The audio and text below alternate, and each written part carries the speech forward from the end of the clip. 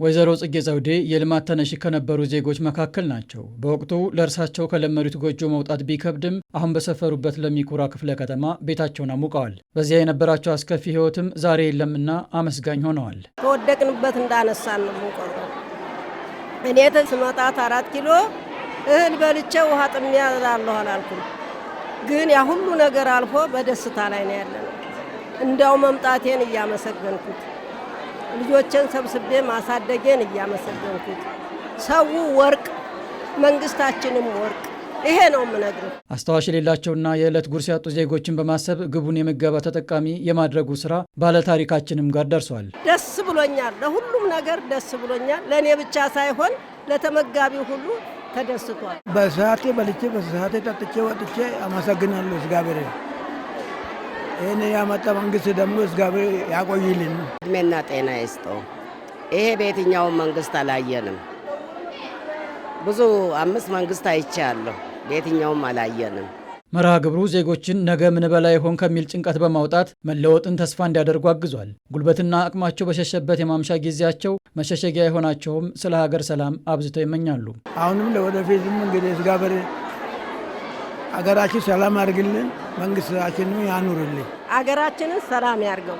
የአገሬን ሰላም እፈልጋታለሁ። ከእንግዲህ ቀሪ ዕድሜን በሰላም እንድቀበር አገሬን ሰላም ያርግልን። ራሴ ተለውጬ ሰርቼ አሁን ምን እበላለሁ ማለት ትቼ ራሴ ለውጥ አመጣለሁ። ከዚህ በልቼ ምግቤ ልጆቼ ከዚህ አሳልዬ ከሄድ ማለት ነው ራሴ ነገ ኋላዬ ትላንት እንገዛው ነገር በአሳብ አውለዋለሁ ማለት ነው። ከራስ ቆርሶ ለሌሎች ማካፈል የሚታይበት ደግሞም ለአቅመ ደካሞች አለሁላችሁ ሲል የቆየው ይህ ተግባር ዛሬ ላይ ለበርካቶች ማህበራዊ ፍትህ መረጋገጥ በር ከፍቷል። ከ40 ሺህ በላይ ዜጎችንም ተጠቃሚ አድርጓል። ከ40 ሺህ በላይ የዕለት ጉርስ የሌላቸው አረጋውያን አቅመ ደካሞች አገልግሎት በመስጠት ተስፋቸው እንዲለመልሙ እያደረገ ይገኛል።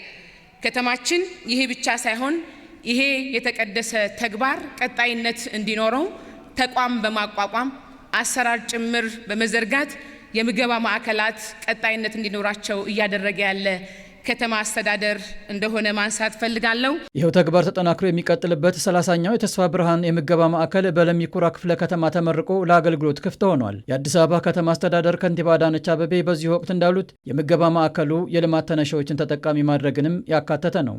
ቀድሞ ይህ ነው የሚባል ቋሚ ገቢ ያልነበራቸው በደባልነት በጥገኝነት ሲኖሩ የነበሩ የከተማችን ነዋሪዎች ናቸውና ሕጋዊ ቤት አልነበራችሁም ብለን እነሱን ሳናስተናግድ መተው ስለማንችል እዚህ ጋር ሰርተን ያስገባናቸው በርካታ ነዋሪዎች በመኖራቸው በዛ አጋጣሚ የኑሯቸው ሁኔታም ስለገባን ይሄ ምገባ በጣም እንደሚያስፈልግ ወስነን ነው የምገባ እዚህ ሊገነባ የቻለው። ማዕከሉ ከምገባ ባለፈ ለበርካታ ዜጎች የስራ ዕድል መፈጠር ምክንያት ሆኗል። 29ኙ የምገባ ማዕከላት ውስጥ በሺዎች የሚቆጠሩ ዜጎችን በሂደት ወደ ስራ እያስገባን የራሳቸው ገቢ እንዲኖራቸው የማድረግ ስራም ጎን ለጎን እየሰራን ያለ ነው። የሰው ተኮር ልማቶች መገለጫ እየሆነ የመጣው ይህ ተግባር ለዜጎች ክብርና ፍቅር ማሳያም ጭምር ነው።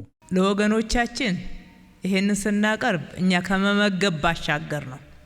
መመገብ ብቻ ሳይሆን የስራ ዕድል መፍጠሪያም ከዛ ደግሞ በላይ ለዜጎቻችን ለወገኖቻችን ያለንን ክብር ያለንን ፍቅር የምናሳይበት ነው። ተግባሩ የሰብአዊነት ነውና ዜጎችን የመንከባከብ ተግባር የሁሉም ኃላፊነት ሊሆን እንደሚገባ በማስታወስ በዚህ የምገባ ማዕከል ግንባታ ለተሳተፉ ባለድርሻ አካላት ምስጋና ቀርቧል።